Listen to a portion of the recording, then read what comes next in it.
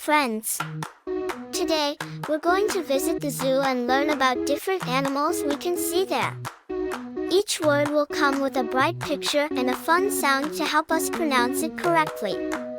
Are you ready? Let's get started. Lion. This is a lion.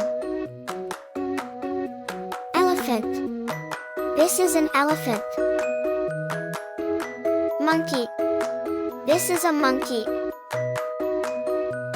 Giraffe. This is a giraffe.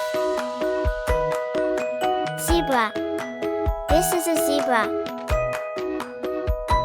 Tiger. This is a tiger.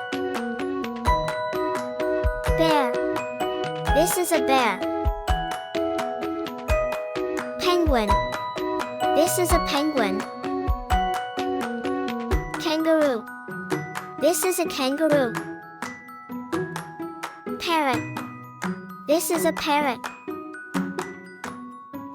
Great job, everyone! Today, we learned about different animals we can see at the zoo. Keep practicing and you'll get even better at recognizing and pronouncing these words. See you next time on our next adventure. Bye-bye!